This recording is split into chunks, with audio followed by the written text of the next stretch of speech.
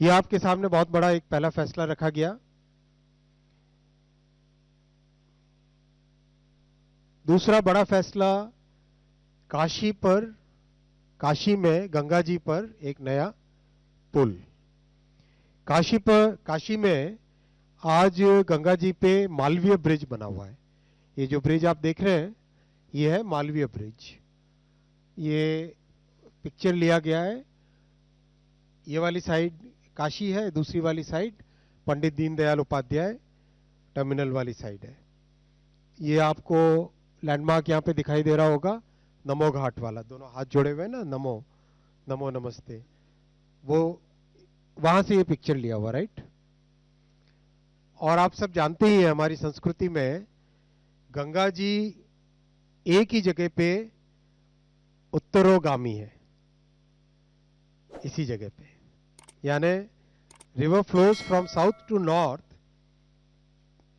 Ganga river flows from south to north at this place. It's a very unique place, very historical place. और भारत के जो transportation network में इसकी importance है, that also is very unique.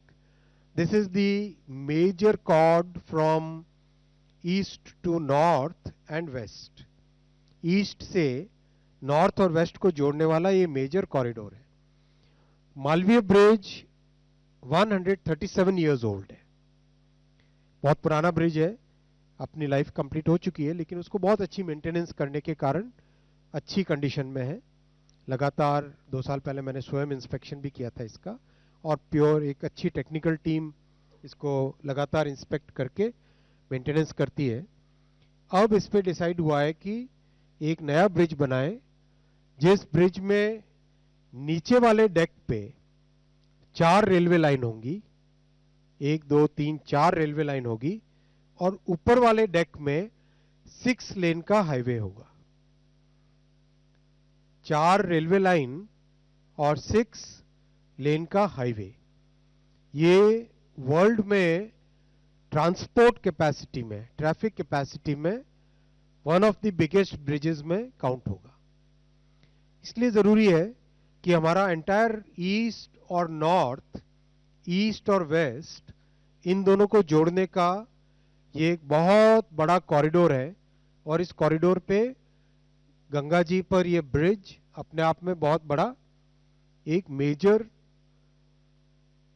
Landmark है, एक major connecting link है। इस ब्रिज को कंस्ट्रक्ट करने में 2642 करोड़ रुपीस का इन्वेस्टमेंट लगेगा। 2642 करोड़, करीब 4 साल का टाइम लगेगा।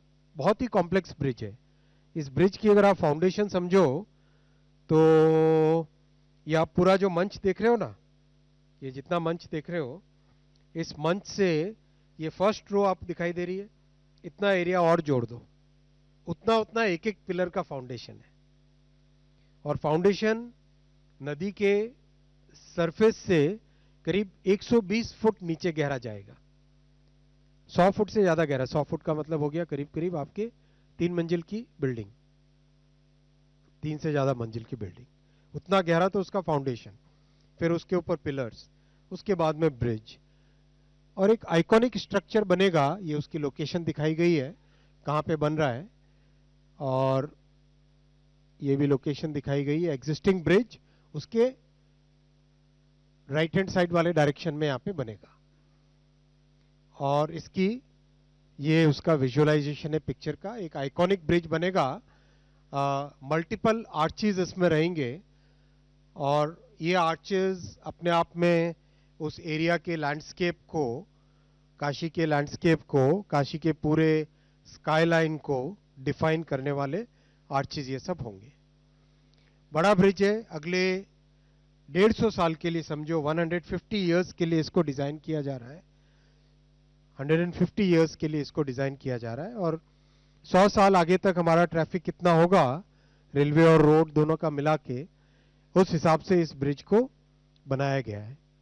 हाईवे, वाटरवे, रेलवे, जियो टेक्निकल इन्वेस्टिगेशन के लिए, बेथीमेट्री इन्वेस्टिगेशन के लिए, इन सब चीजों का 2 साल में डिटेल्ड स्टडी होके इसकी डीपीआर बनी है। और ये अपने आप में भारत का सबसे बड़ा, ट्रैफिक के पॉइंट ऑफ व्यू से सबसे बड़ा ब्रिज बनेगा। लेंथ के पॉइंट ऑफ व्यू से दूसरे ब्रिजेस हैं, बोगीबील 4 किलोमीटर का है, ये 1 किलोमीटर से थोड़ा ऊपर है, लेकिन ट्रैफिक इसमें मैक्सिमम आएगा क्योंकि 4 रेलवे लाइन है और 6 लेन का हाईवे है। ये ब्रिज का मैं आपको ये फाउंडेशन की बात जो बता रहा था ना, ये वाली जो फाउंडेशंस हैं, ये सरफेस से 120 फुट के आसपास अंदर गहरी जाएगी।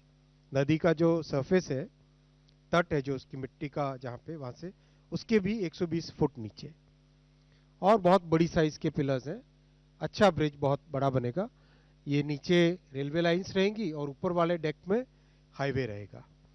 अगर हम क्रॉस सेक्शन देखें इसको तो करीब इस तरह से आएगा। ये 4, 1, 2, 3 और 4 ये आगे रेलवे लाइंस, और ऊपर 3 लेन हाईवे इधर, 3 लेन इधर, यानी टोटल 6 लेन्स का हाईवे।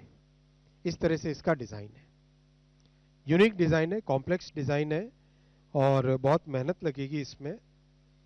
साथ ही साथ दोस्तों एक और चीज मैं आपको बताना चाहूंगा कि देश भर में ब्रिजेस, टनल्स, इसकी जो कैपेबिलिटी है, इसकी जो टेक्निकल कैपेबिलिटी है, वो बढ़ाने के लिए गति शक्ति विश्वविद्यालय आपने सबने जाना ही है, बड़ौदा में जो एक ट्रांसपोर्ट फोकस्ड यूनिवर्सिटी बनी है, उसमें स्पेशल प्रोग्राम्स चालू किए गए हैं, जिसमें केंद्र सरकार के डिपार्टमेंट्स जैसे हाईवे डिपार्टमेंट है, पावर डिपार्टमेंट है, वाटरवेज डिपार्टमेंट है, रेलवे ऑफ कोर्स है ही, इसके अलावा स्टेट गवर्नमेंट्स के जो पीडब्ल्यूडीज और ब्रिज कंस्ट्रक्शन कॉरपोरेशन है, वहां पे जो इंजीनियर्स काम करते हैं, उनके टेक्निकल नॉलेज को, स्किल्स को, डिजाइन कैपेबिलिटीज को और बढ़ाने के लिए स्पेशल प्रोग्राम्स बनाए गए गति शक्ति विश्वविद्यालय में, जो कि अभी आगामी नवंबर से चालू होंगे।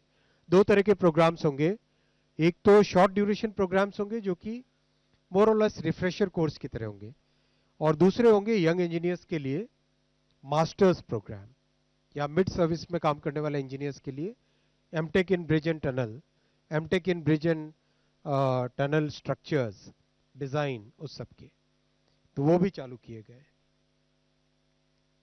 टनलिंग में और ब्रिज मेकिंग में, कंस्ट्रक्शन में इन पिछले कुछ वर्षों में नए रिकॉर्ड स्थापित हुए हैं। लास्ट ईयर रेलवे अलोन करीब 88 किलोमीटर की टनलिंग हुई है, 88 kilometre, which is huge, world में हाईएस्ट है आज की तारीख में। तो वो एक नया एक पैरामीटर बनता जा रहा है, नया लैंडमार्क बनता जा रहा है। तो साथ ही साथ हमारे सबके स्किल बढ़े। मैं साथियों तीसरे बड़े फैसले पे आ रहा हूं। हमारे केंद्र सरकार के जितने भी एम्प्लॉयज हैं उन सबको बधाई।